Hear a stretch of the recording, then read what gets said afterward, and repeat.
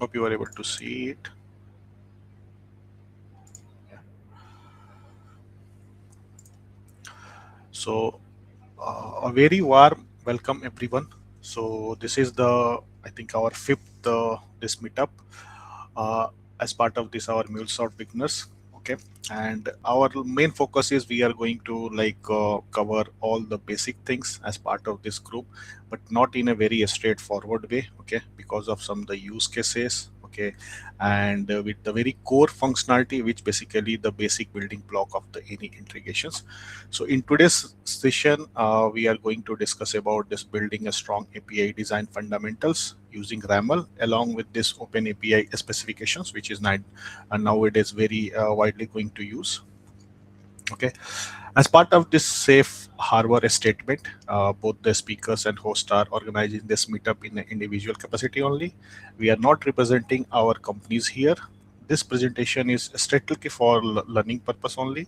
Organizer, presenter do not hold any responsibility that same solution will work for your business requirement. This presentation is not meant for the any promotional activities. Okay, and as part of this housekeeping, the recording of this meetup will be uploaded to the event page after this once it is going to complete within the 24 hours. Okay, questions can be submitted, asked at any time in the chat questions and answer tabs. Okay, so it is, I think, the very basics, and everybody we are aware about these things, so just make it more interactive. Okay, and once the session is going to complete, we are love to hear the feedback from your side. Okay, so now I'm going to open this floor for our I think the very renowned speakers. I think everybody is know about this. Okay, so Abhishek, I think I'm going to give you this opportunity to just introduce yourself. Thank you, Rajiv, and thank you, everyone. Thank you to the Bignet Group for having me over here. So, hello, everyone. Hi, this is Abhishek. I'm a MuleSoft ambassador, a regional leader for MuleSoft Meetup India, speaker for different communities group. I also lead different group in different communities. I have total 10 years of experience in 8 years in MuleSoft. I own a patent for developing a portable washing machine. I write technical blogs, create videos. I have certifications in different domains, and I'm also a 5-star ranger rank at Salesforce. So this is pretty much about me. Thank you so much again to the group for having me over here. Hey, thank you, Abhishek. It is really pleasure like the you are giving your times during the this weekdays, especially into the office hour. You manage your times and you are presenting your the valuable feedback. These sessions, learning sessions, and definitely the audience or whosoever is going to join or not join, they are going to get the benefit from the session. Okay, Thank you so so much. yeah, coming to this organizer. Okay, so myself Rajiv. Okay, I'm working as a technical architect into the Prelio, having the 15 plus years of experience, and I'm fortunate enough to born and brought up into the integrations world, where I started the integration from the TIPCO, slowly move into the Dell Boomi. Okay, and now last 5 plus years I am working in the MuleSoft. Okay, along with me we have Nitin, Indres, and Rahul. So Nitin, would you like to introduce yourself? Sure. Thanks, Rajiv, and thanks, Abhishek, for giving this wonderful session. Hi, everyone. My name is Nitin Pathak. I am working as a senior developer in ROS. I have more than 5 years of experience in integration domain. I welcome you all on this meetup on a working day. Thank you, and maybe I can pass to Rahul. Sure, thanks, Nityan. So, I think we are conducting our fifth session today. Work as a senior MuleSoft developer in K2 solution, and I hope this session would be beneficial for all of you. And if any questions, you can drop them in Q&A or chat. We will be grateful to answer all your queries and make it more interactive. Thank you. Okay, thank you, Rahul. Indres joined, I think. Indres is, I think, busy with some office work. Okay, so let me go there. Okay, so now I'm going to start from this agenda. So Abhishek, Like, would you like to keep it sharing or like from your end? No, let me share it. Okay, yeah, thank you.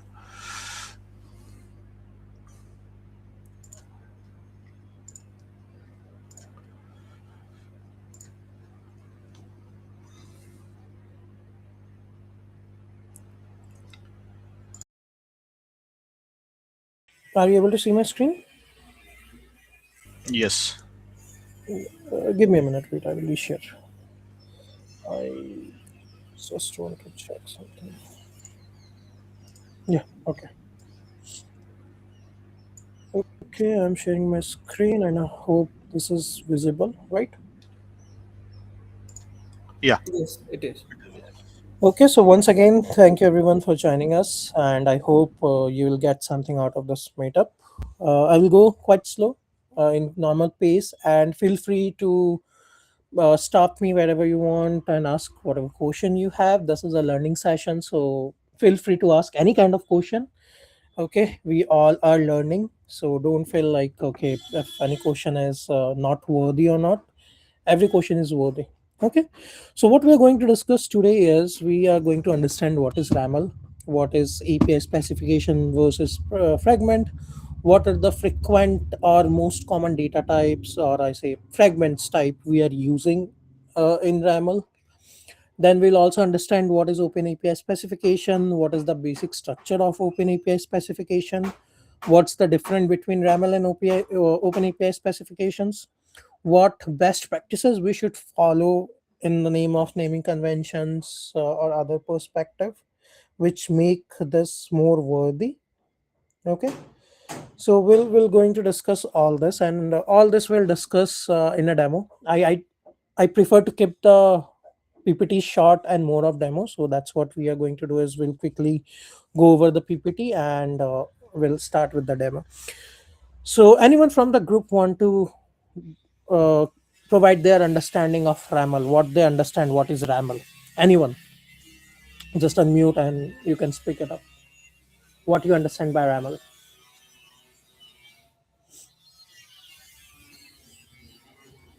Yeah, it's kind of API modeling language, Mhm. mostly using for the REST based API or maybe RESTful API. So it's just give you that like kind of that you can design your API. You Mhm. can using that authentication, reusability, and you can just showcase to client like if as per their requirement, if you are provide some input and based on that input what output they are going to be expect. Mhm. And definitely we are making such a way like we can reuse or some common error mechanism or maybe some common data type we can going to be maintained which can be reused for that other API specification also. Right, correct. And anyone want to define their understanding on OpenAPI specification?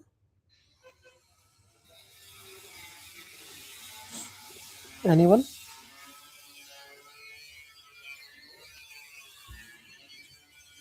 No? Okay. No worries. Then we are at the right place to understand about it. So coming to RAML, as rightly said, it stands for RESTful API Modeling Language. The purpose of RAML is to provide you a structure or a blueprint to make you understand how your application will look like what are the different endpoints, what kind of input we are providing, what kind of output we are expecting, what kind of security we are enabling for our application, what traits we are using, what data types we are using, right? All these informations are provided when you create a RAML, which is used to create a RESTful API for you.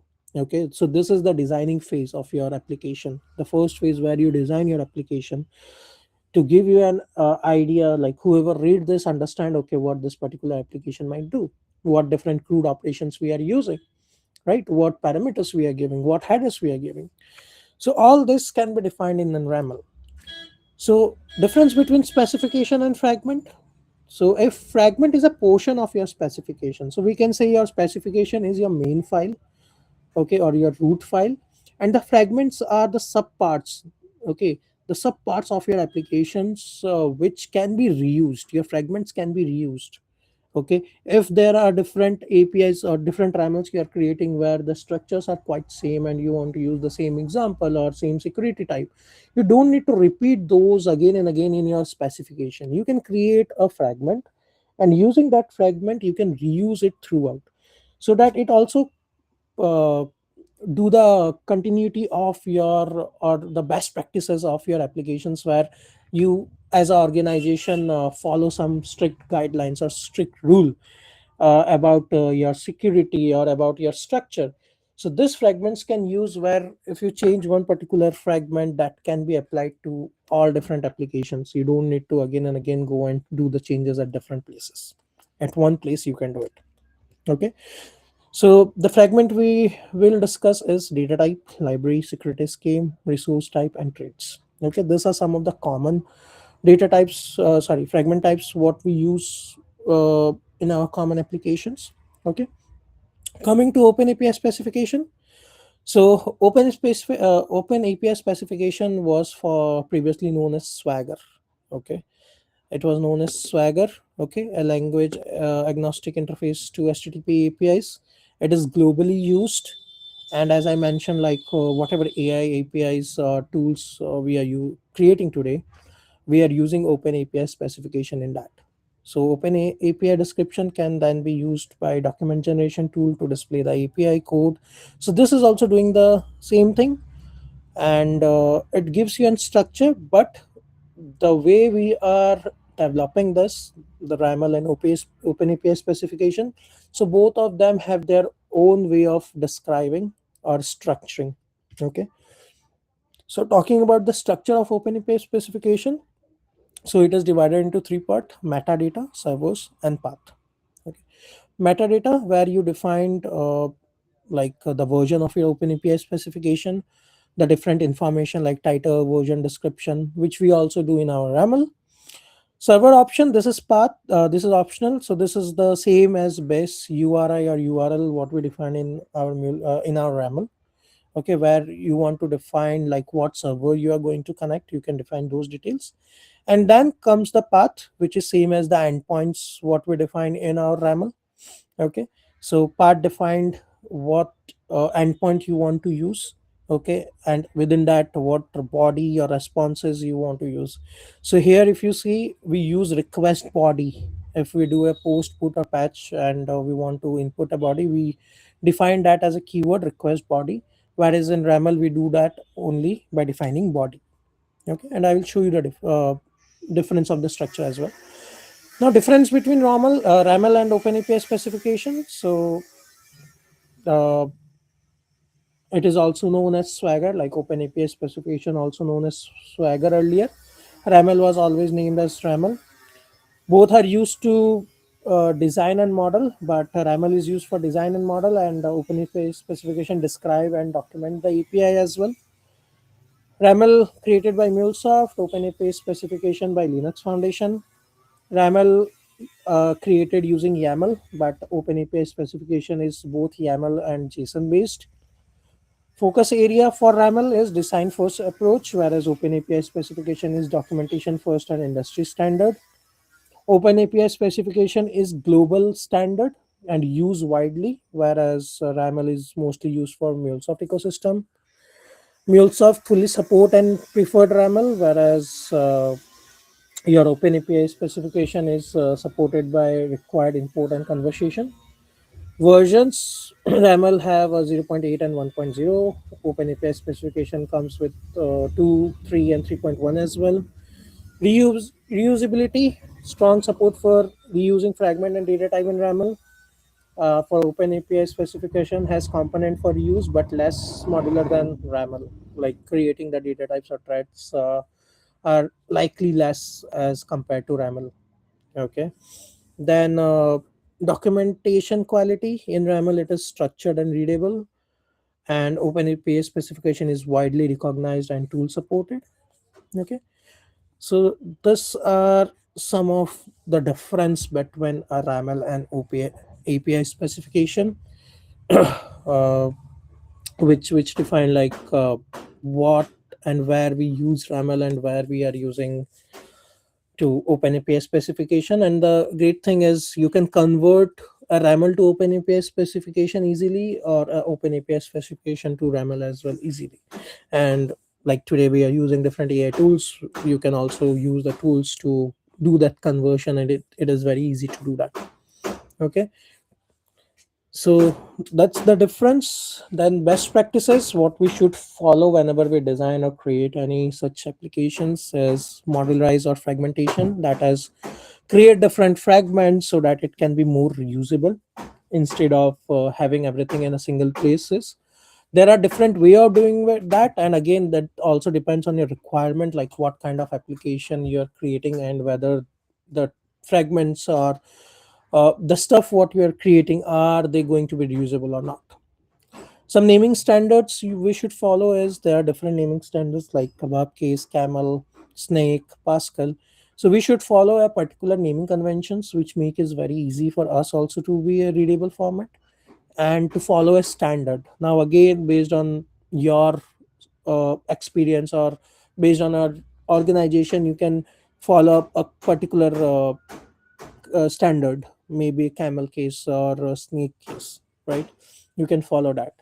Like I personally follow mostly camel case. Okay, but it differs again to people and organization to organization, having their own standard.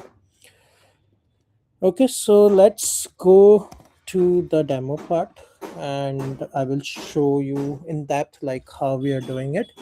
Meanwhile, anyone have any question? Anyone? Any question? Are you able to understand till now whatever I have defined? Do you have any doubt? Am I going off pace? Anything? No? Okay, great. So how to start with RAML? So you need an Anypoint platform account. It is very easy to get it. You get a 30 days trial pack. Even after that also you can at least use it for API designing. Okay, you can do your practice. So this is my platform. Here you see there is an option for API, and there we have option for design center. Even you can have it over here as well. Not going through this, but you can also go through this as well.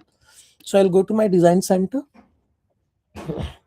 Okay, now here you can see there is a create option. So I have already created some of them, but how we usually create, so here we have the option of create. So this is a trial account, so you see less option, but you can see there are more different options. We can also create a async API as well, and all that feature you will get. So this is where you create your fragments and specification. So if you go to your fragments, like you can see the difference by project type. You can define which one is your fragment and which one is your specification. So to create a fragment, just click on this fragment, give a name.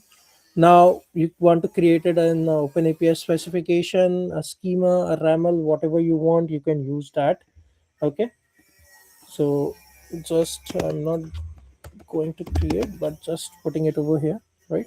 So here if you see, it doesn't provide you different types because there is only one type, that is component. Okay, and but if you use RAML, then you can see there are different options over here, whether you want to create a trait, a resource type, a library, a data type, right? All these options you get. For specification, again you get different option. You want to create it using RAML or OpenAPI specification. In that, again, you want to create it as a JSON OpenAPI specification or YAML based. You can also use a visual interface, okay, which helps or which guide you. Like if you are a beginner, so you can use this, okay, and using this you can create your RAML which follows some standard. So for example, I use this option, and later on you can also shift it to the normal version. Like once you are okay, everything I have created and I'm fine with that, you can do edit RAML and it will take you to the normal specification page. So like over here you want to give a title, say test, okay, and you see it will keep on typing over here. You want to give a version, you want to select a media type, you want to select a protocol, right? Any base URI, say https local host 8081 test. Okay, you can see this over here. Now if you create any, if you want to create any data type, I mean any fragment, you can create that. Okay, you can provide what input you want to do, what input you want to put over there, right? So this is where you can create your and you also have the option of OS over here. So the same thing what you're creating, either you can create it for RAML or you can create it for OpenAPI specification. And once you do the edit, it will ask like you want to send it to the text editor. So you can go to your text editor and it will open in the normal way. So if you are an expert, you already know it, you can directly open your text editor and you can create your application design over there. But if you are a beginner, then that visual interface is a good tool for you to start or begin with. Okay, that's a good tool to use. Now coming to our RAML example, so I have a booking API. Okay, so how your RAML structure will normally look like, let me show you that. You can have different variables as well, like a user defined or predefined variable. I will talk about it. So this is my RAML which I have created for a booking API where I have an endpoint author.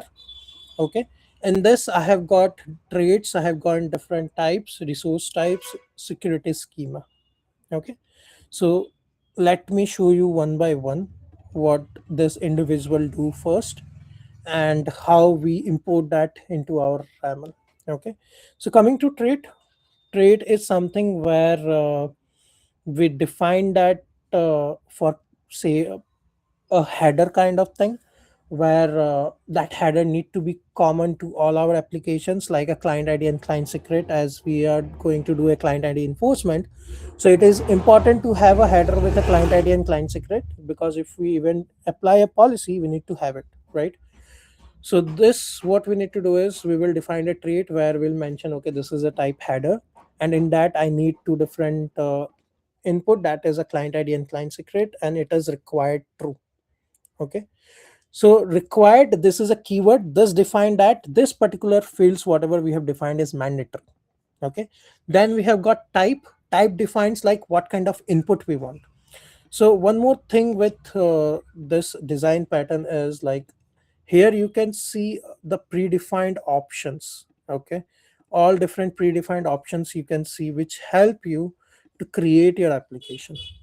Okay, so by default, if you don't provide these two things, okay, your type and string, so by default any field get applied required as true and type as string. That is a by default functionality.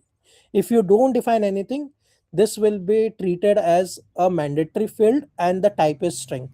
But if you want to change it, you can either use a question mark. Question mark means this is not mandatory, this is false. That means requirement is false.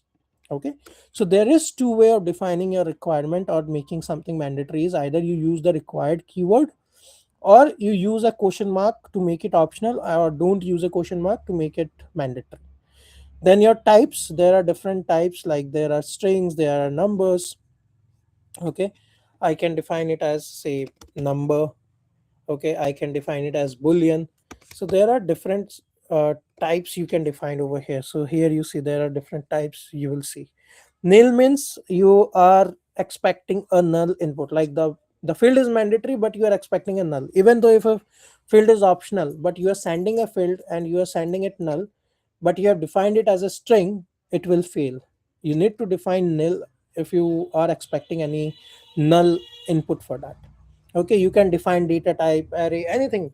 A lot of different types are defined over here.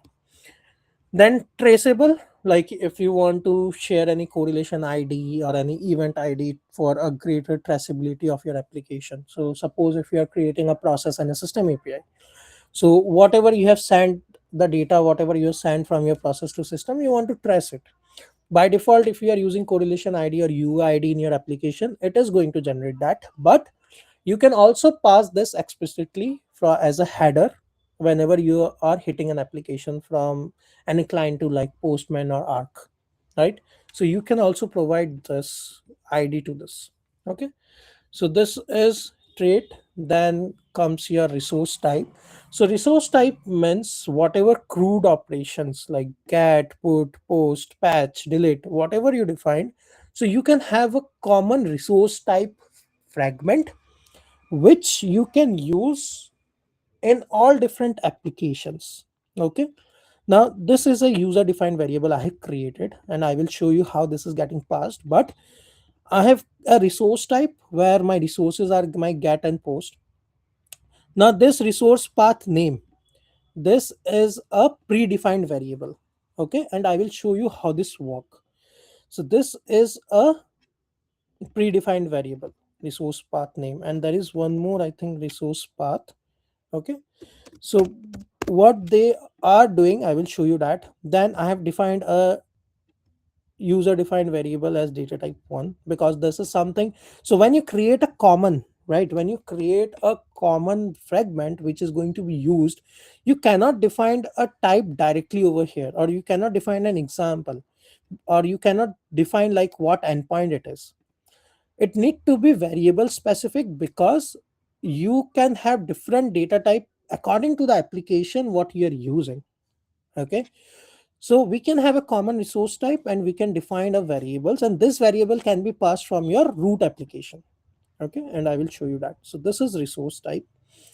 Then comes your security scheme. This is like what kind of security, apart from the client ID enforcement which is a policy, what kind of security you want to give. Like you want to have a basic authentication, okay, or you want to have any other auth to what authentication or what security you want to provide. So you can have a common security scheme for that. And that's where again the fragments and these fragments are getting used, because you can follow a standard for your application, for your organization, that these are particular things which are mandatory that all the applications should hold within them, right? So that's where these fragments come into picture. Now another one is data type, which is again specific to your requirement. Like if you are creating a process and system API and you know like the same data type is going to be repeated in both of them, so you can create a common data type, a fragment data type, where you can define like if it is a type of object or array. Like if I want to define, okay, if this is an array, then what I need to do is simply I need to change this to array, and here I need to pass as items. Okay, and this will come under this property part will come under this like this. Okay, so this will create an array, but here I am creating an object, so I don't need this format. What I need is just my type is object over here. Okay, now once you create all this fragment, what you need to do is you also need to publish it. So if you see there is an option of publish, you need to publish that into Exchange. That is very much important. So now you see there are two options, stable and develop. Development means your fragments or whatever you have created is not yet ready. Okay,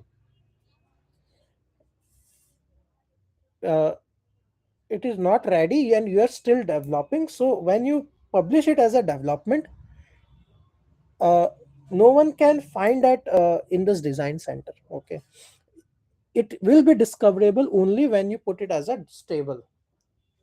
Okay, so that anyone within your organization want to use it, then only they can use it if it is in a stable base. Okay,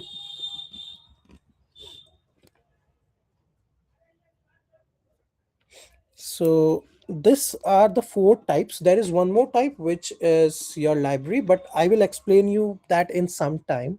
Okay, again with an example, but let's first understand this we have created. Now the next step is how we will include that into our main application, into our root RAML. Okay, so now let's define what we have done into our root level. Let me explain you again. So here what I have used is I have created a booking API, okay, a books API, sorry, where I have an endpoint as authorization, and here you can see, okay, this documentation show you what you have created. Okay, so this is very amazing. You can see what is created over here, what security types all you have used over here. You can go to individual operations and you can see like, okay, we have a header, so this is a type of string and this is required. Okay, and this is a header type, and you can see if it is a required, you will get a required option over here. If it is optional, this will not show over here. Okay, then here what kind of response this is. Now where it is coming from, I have not defined anything over here, right? But where this are coming from, this are coming from that fragments what we have created and imported over here. So to import it, what we do is we go to this dependency. Here you see there is this fragments, right? So you need to click on this, and whatever fragments you have in your organization, now suppose you can define like what root you want to use, from which branch or which say organization or root you want to use it, right? So these are my already defined, so you can see these are visible to me, and this I have already imported. But if you want to import all, click on this add dependency. If you want to use any one of this, click on this add dependency. Okay, and my dependencies are also already there.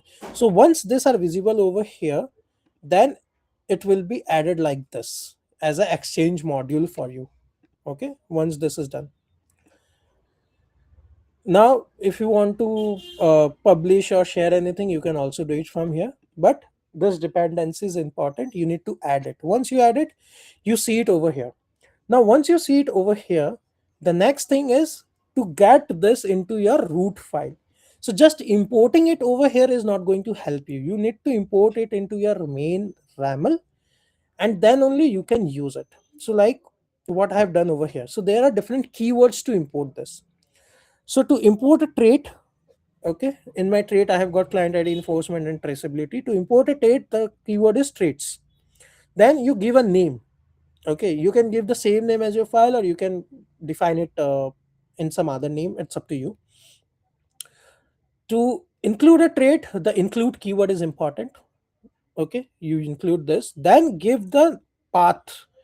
Okay, copy the path and give the complete path over here. Once you do that, that means this particular module is imported in your main RAML.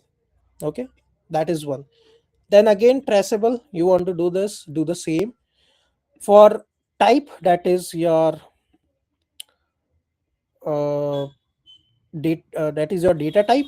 Okay, so for data type, the keyword is types. Okay, this type is different, this types is different. Okay, make that sure. These are types and this is type. So types, I've given author info, and this is my data type. That resource type. Okay, so my resource type name is collection. I've given the same name, and I have used this. Okay, then next one is my security scheme. So for security scheme, the keyword is security scheme. I've named this as basic and I've included it. Okay, so all my different fragments what I have created is now imported in my main root file, RAML file, and now I need to use it. So traits is always used by the keyword is. Okay, so now if you see the document, so you have seen this is header, like this is X correlation ID. So this is coming from here. I also want to include this, so this can be included by comma separated. Okay, now if I see my type, see my client ID and client secret is also visible over here, and these are required. If I remove this, then this will be gone. See, this is gone. Okay, so to import or to use a trait, the keyword is. To use a secured schemes, the keyword is secured by, and then you defined, okay, what keyword you have used over here. Then comes your types.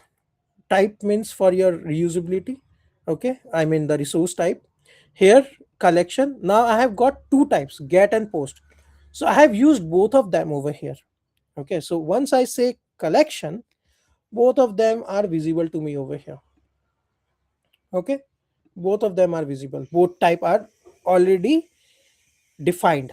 Now there is a way, like if you want to use only get or post, there is a way of doing that. Now it's possible, like if it is a common resource type, you don't want post or put or all that what has defined over here in all your application. You don't want it. You just want a particular type of crude operation, right? A particular type of method over here. So you can also use that, and I will show you that in some time. So I have used collection, both of them has been used. Now you see there were variables we have defined, right? Here we have defined like I have a post type, and the type I'm going to take is a data type 1. So here I have defined my data type as author info, which is coming from this. Okay, so this is where the variables are getting used. In normal life, in normal application, you might not be using this kind of variables, or you might not be using the fragment the way I have shown you, but you can also do this, and this is a best practice to do it. Okay, example, again I want to give my own example. I have defined a user defined variable. So if you see, I have defined my example reference 1 is this, and my example reference 2 is this. So this all belongs to where example reference 1 belong to get, and reference 2 belong to post. So if I see my get, this is my example author details, you can see. And if I see my post, for my post, this is my response, author created, right? And this is my data type, this is my input. See, body, I define the data type as author info. In my author info, what I have, in my author info I have name, phone, and email. Okay, these are my fields, these are my required fields. And if you see, the same thing I am getting over here. Okay, so what you are doing is you are making your RAML as well very dynamic. Okay, it is not static where you are hard coding anything in the main root file. You are just defining the fragments and you are using it. Okay, in normal example, if I show you, if I show an example of American flights, the very commonly used. So if I don't want to define any such fragments or any those examples in that way, I can also directly do it. That is like, there are different way of doing it. Okay, I can directly define an endpoint. I can define what method I want to use, what should be the response. I can define all these examples and everything over here as well, and that is going to do the same thing. Okay, it is going to do the same thing. If your RAML is very small, if your application is very small, you don't want to do a lot of things or lot of reusability, you can directly create things over here. Okay, you can directly create it. Even if I want to create a trait, so I don't need to create fragment, I can directly like traits. Then here I can put say cd, then header. Okay, and you can use this, right? Here also I can define it. Okay, I want to use this this as my header. This are my client id, this are my client secret. The same thing what I've created in that fragment, the same thing I can define it over here. And if I use this, say is, let me see, cd. Okay, see, this is also available over here, right? So you can create a fragment, you can import that, then you can use it in your main RAML, you can write it in your main RAML. Okay, or you can also create, like instead of creating dependency, you can directly create your files over here. Okay, that is also an option. Okay, you can directly create. See, you want to create what you want to create. You want to create a trait file, you can do that. You want to create a data type file, you can do that. You want to create directly a file, or you want to create it within a folder, that is also possible. Okay, there are different possibilities. So if you know HTML or CSS, so there are three different ways, like inline, external, and internal. Okay, so external is when you create your traits and then you add that as an dependency. Inline, when you define everything in your main root file only. And internal, where instead of creating dependency and importing that, you are creating the folders within your RAML specification only. Okay, so that is also possible that way also. There are different three ways of doing it. Okay, any question till now?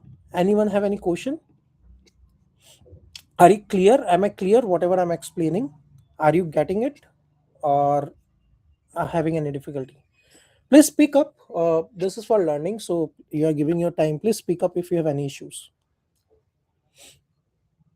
Anyone can confirm if everything is okay? Yeah, Yes. it's clear, Abhishek. It's clear. Great. Okay, so now we have seen data type like resource type, security scheme, data types and traits. And we have also seen like how we import that into our root RAML, and within root RAML how we again import that and use it, right? Now there is something called library. Okay, can anyone explain what you understand maybe with the word library, or if you have worked with that, what you understand what is library? Anyone? Try it out, no? Please try it out. Don't be so silent. Anyone? What you understand when I say library, in context of maybe in general context, or maybe in context of designing anything? Anyone? Library is a collection of something. So let's say Hmm. in real life, maybe it can be a collection of books, right? And maybe in terms of data type, it can be a collection of some fragments which can be used across different projects. So Correct, exactly, that's very true. So the keyword or the word library itself defined like a collection of something, right?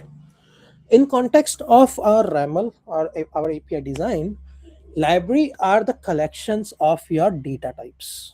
Okay, now here I have created a library, so I can create a fragment library as well, but what I have done is I have created it within my main RAML file. Okay, so what, again, clicking on this, creating new file, naming it as library, providing a name, and then it will show you over here. Now whatever I have done, okay, whatever I have done, whatever fragments I have done individually, instead of doing that, I have created everything into a single umbrella, into a single path. See, so I have got my traits, right? I have my traits over here. I have my different data types, which I have named as post, paid and prepaid. I'm dealing with a telecom API, right? I have plan ID, I have tariff. These are my different data types. My security scheme, my resource type, I name it as collection.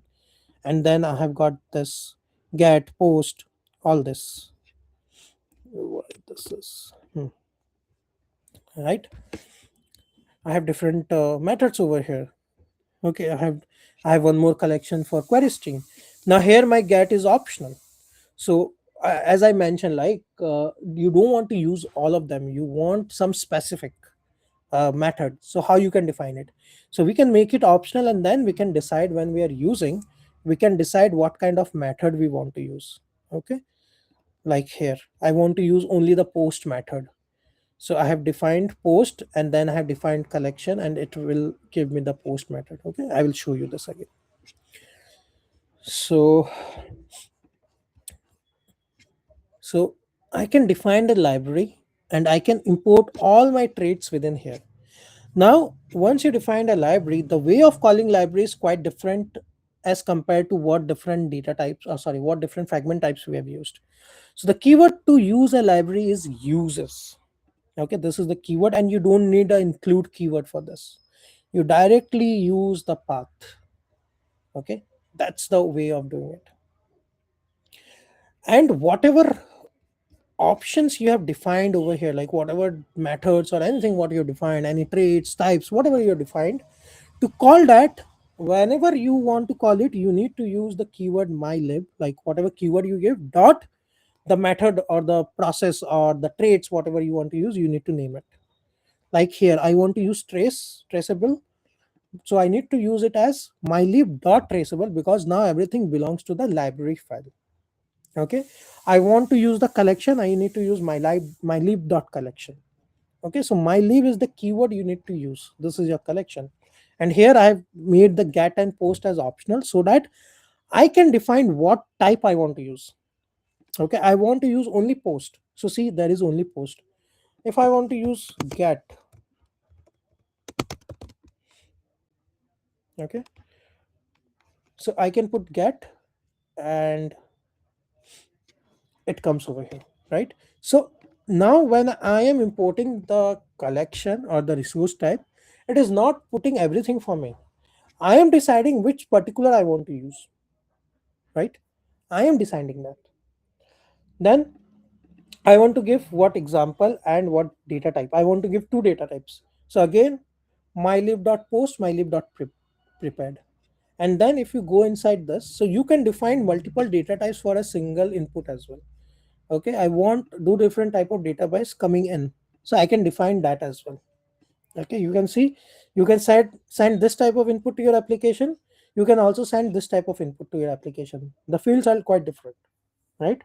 So this happens like when in a single application you want to send two different types of input, and each type have their own mandatory fields. So now for example over here, okay, I have postpaid and I have prepaid. So I have name, email, phone, plan, and tariff. Okay, and all of these are mandatory fields. And in prepaid I have got name, email, phone, plan, balance, and valid. Okay, and this balance and validity go with prepaid, and this tariff go with postpaid.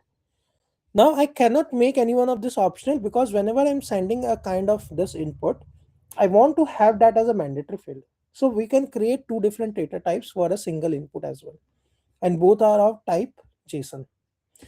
Even you can have for same customer, for same endpoint, you can have two different MIME type. Like you can also send an JSON, you can also send an XML as well. Okay, what you need to do is just like here, my body is defined right here. Sorry, my body is defined as a post. Here you see I have defined both XML and JSON. So now if you see my post, this is going to take both XML as an input and JSON as an input. I can define both of them. Okay, that is also possible. So this is how you defined. And I was telling you about this resource path and resource path name, right?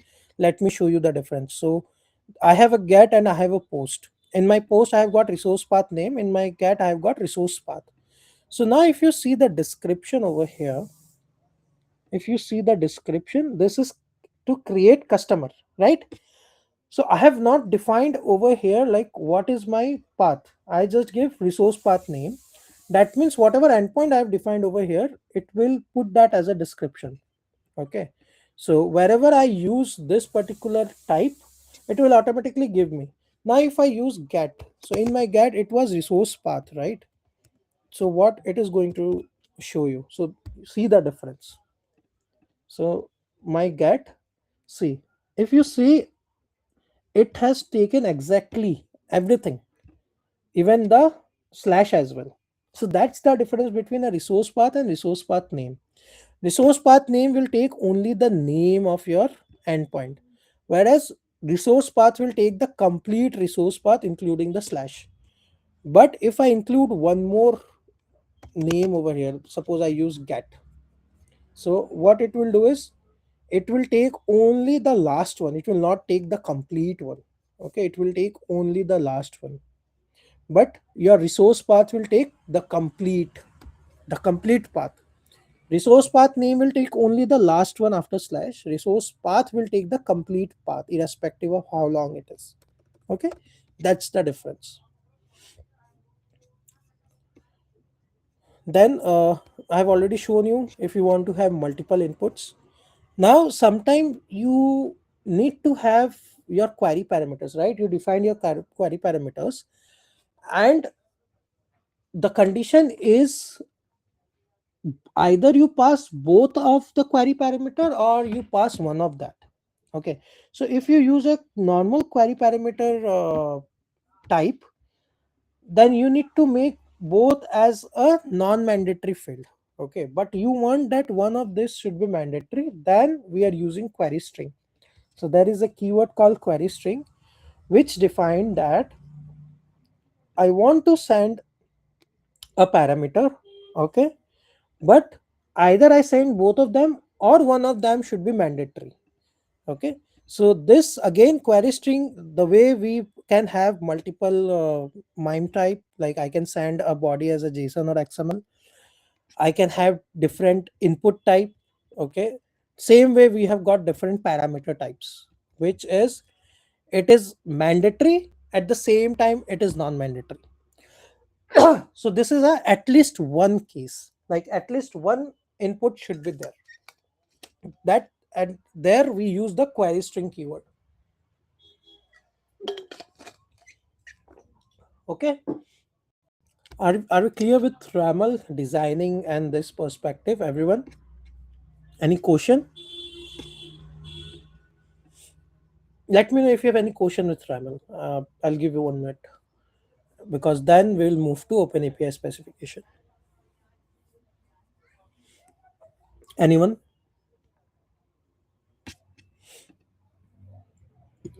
No question, Abhishek, from my side. Okay, great.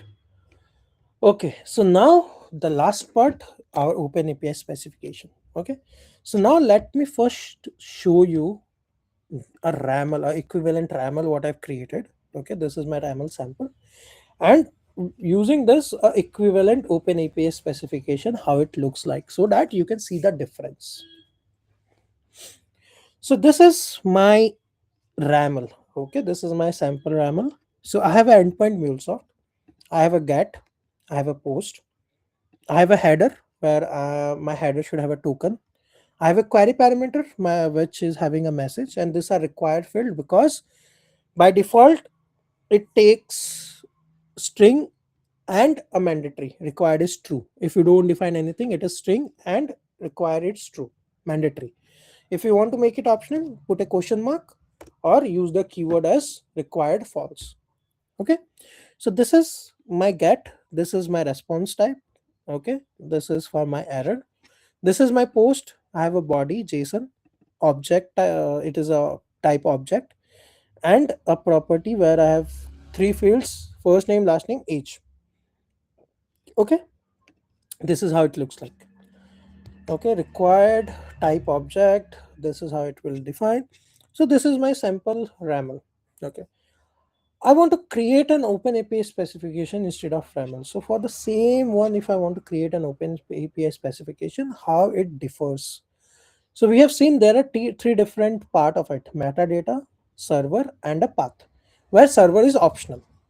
Okay, server is your base URL or URI.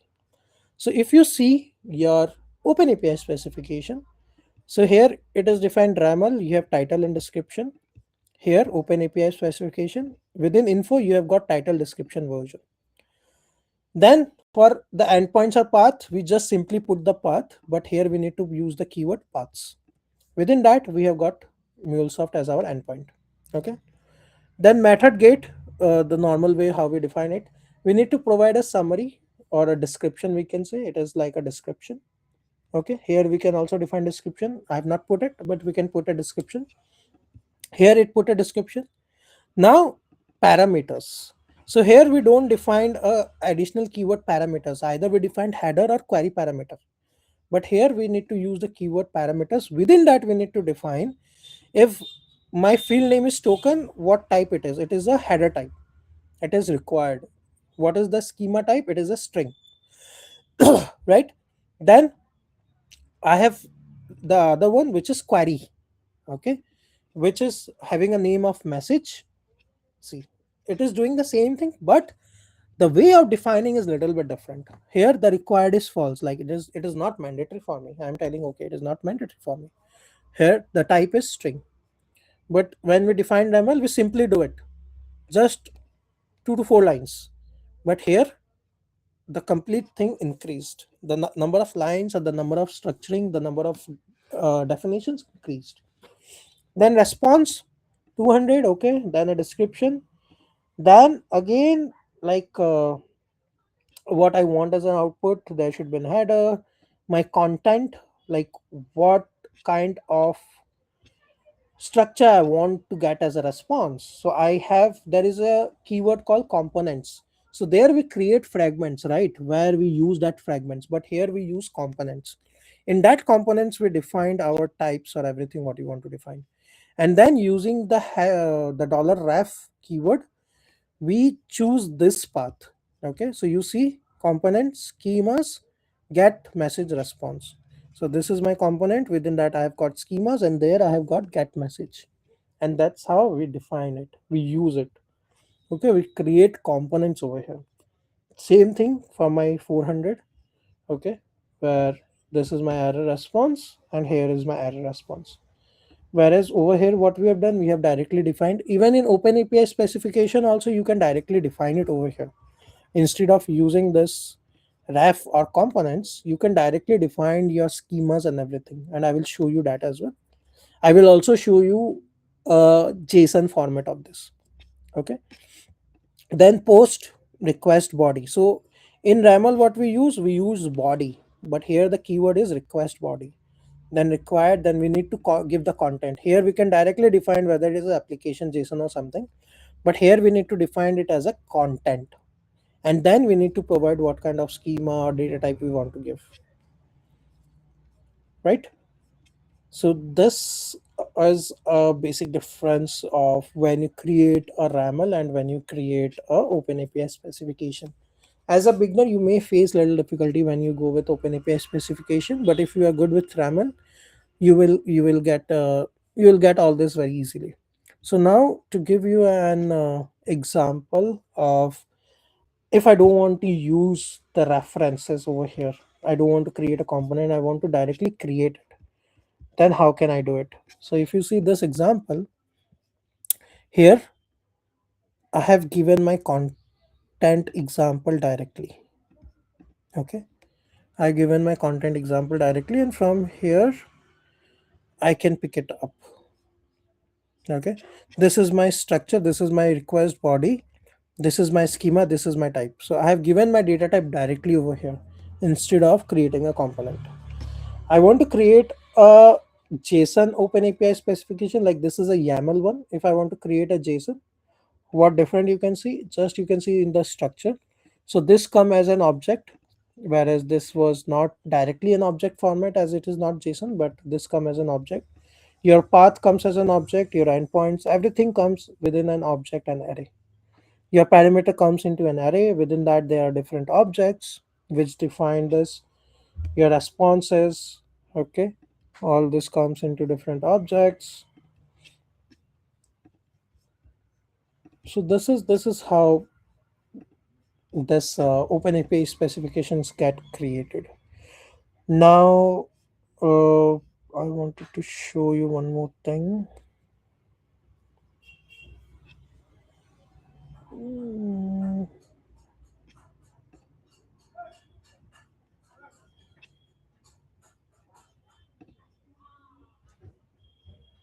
Okay, if you want to define your input as an array, so here so far you will see we have defined this as an object, right? So if you want to define this as an array, what you need to do is, at the down you can define your objects, and here you can define the type as array, then items, then you can do the ref. So if you see over here, as this is, or maybe show you over here, as this is directly an object, so I have not defined additional type array and then items, but I have directly used this. But if you want to define array for your input, so first define type as an array, then items, and then do the reference. Okay, or here you define it as student, then type array, then item, then again type object, and then in that properties. Okay, both the ways you can do it. So this is all about RAML OpenAPI specification, and the difference is what we see, like how your RAML and OpenAPI specification differs each other. And it's a very good time to start with your OpenAPI specification as well, because slowly we will be adapting OpenAPI specification, and whatever AI applications or tools we are going to create, those are on the basis of OpenAPI specification. Okay, so do you have any question? We are open for that. Also, please give a feedback to the MuleSoft community. We have a survey, so you can scan this QR and it will take you to the survey page. If you have not given the survey, please do that. These are some of the references. I will provide you the references in the chat now. I've already provided you a drive link where I have got the example for my RAML. You can use that. I will also provide you this links as well. So that's all from my end. Now we are open to take any questions or anything we have. Yeah, Nitin, hi there. Rajiv? Yes, Abhishek. Yeah. Yeah, I don't see any questions, but yeah, if anyone has any doubt or any question, we can discuss. Yeah, we are open now if you have any question on anything, and I will quickly share you the links for all this what I have, so that if you want to go through, learn anything, you can do that.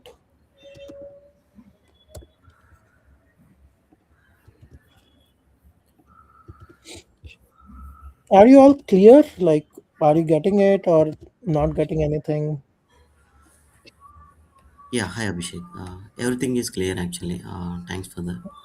Are very I have one question actually. Yeah, yeah, please. Is it purely based on the requirement that whether we are choosing like designing API using the RAML or OAS? So, in which cases exactly? So we can decide that. Uh, So you can we, you can do in both the ways. Like, it's not like in this case I can use OpenAPI specification, or in this case I can use RAML. Both are going to create you the application, a REST application only, right? Just the yeah, thing is, so far we have always used RAML. Like, I have been using, like, it's been last 8 years for me in MuleSoft, more than 8 years. I've always used RAML because that's where we have started. But now, like, OpenAPI specification is also something we can use, and now we have started using it because the applications what we are creating for, like, Agent Force for MuleSoft. So yeah, if you see that applications, so those all supports OpenAPI specification. You can create it with uh, uh, like, you can create an application with RAML, but that won't be maybe that free, flexible or useful, maybe, because yeah, it is advised, or it is uh, like, it is advised to use OpenAPI specification only whenever we created AI applications, okay, because those are globally accepted. So your application may not only lives in MuleSoft, it may live somewhere else as well. You can use it for some other integration as well. So there it should not be a blocker. So whenever you create any AI application, definitely go with OpenAPI specification. But if you are creating your normal applications as well, then also you can think of creating your application using OpenAPI specification. okay, Okay. So OpenAPI specification, you can always use it. sure, Abhishek. Yeah, thank you for that. Yeah. Um, do we need to really coordinate with the client? Whether I mean, whenever we are going to create a RAML, right? Hmm? Do we really need to coordinate with the client? So this is how it looks like. See, that again depends to organization to organization. Okay. Okay, So this all things, like, the architect of who is there in your organization will define, like, they might be using a best practice. Okay. So you might need to coordinate and ask them, like, do we follow any particular best practice, or anything, any fragments or anything you have created which we need to use, right? okay, There are C4E team who also see, like, how you have created your RAMLs. Again, that depends on your organization or your client, how they follow it. But as a best practice, you should follow all the standards. Okay. okay, So it is not like mandatory to all of the organization, but some organizations are very strict with this. Some are quite lenient. Okay, it is fine, like, if you're a developer, you have the knowledge, so you can create of your own. But your architect might have some best practices, or they might have created some structure for you which you yeah, might need to follow. okay, So sure, you can always ask them, like, if you have anything and you want to follow anything. sure, Abhishek. Got it. Thank you for the confirmation. Yeah. Yep.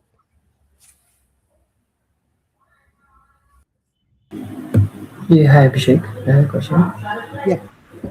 Let's say we have one endpoint, like we need to use the same API, but we need to share that same endpoint to the different customers. So for one customer, we need to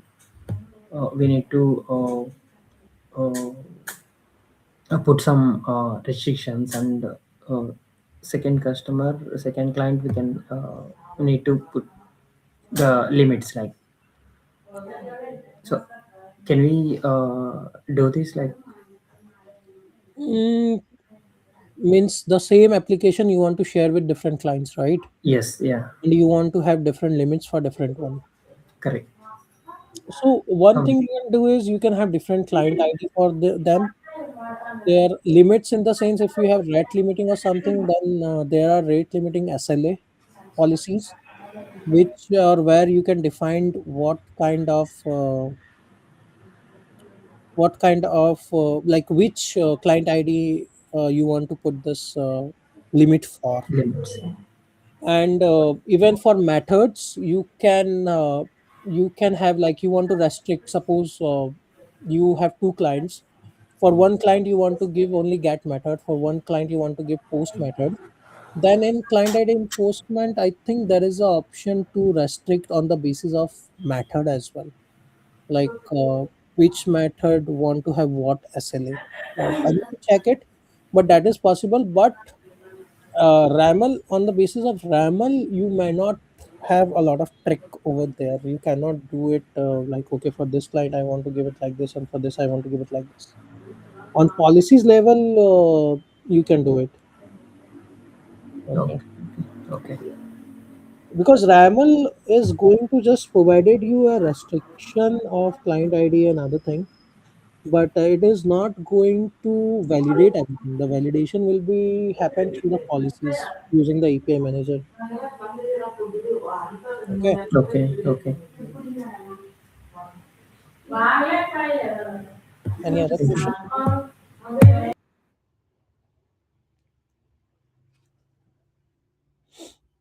Any other question, anyone?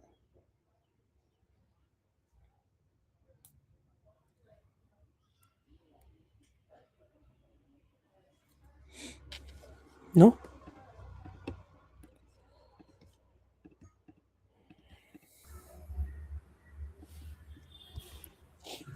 I think it was like very detailed explanation and demo, Abhishek. So everything is clear.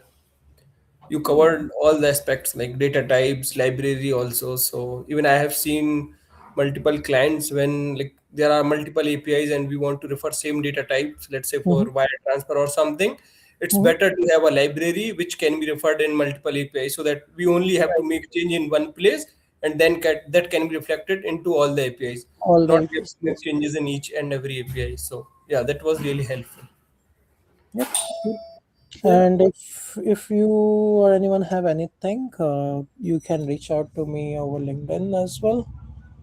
I will just post my LinkedIn to you in the chat so that if anyone have any doubt, any questions, or want anything, you can reach out to me. There are different videos as well.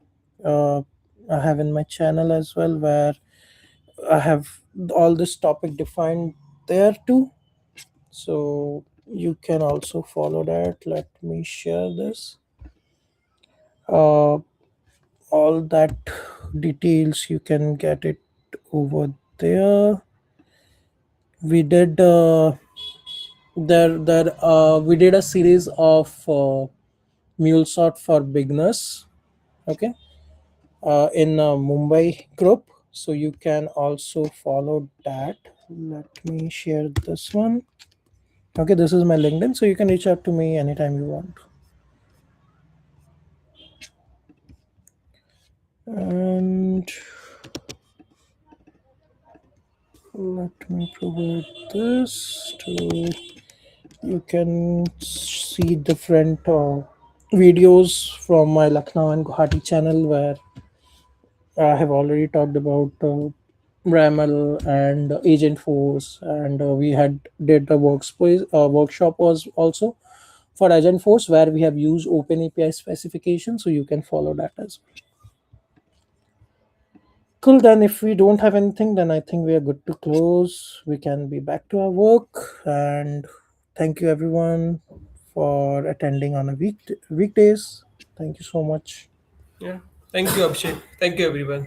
Have a good Thank day. you. Bye. Thank you.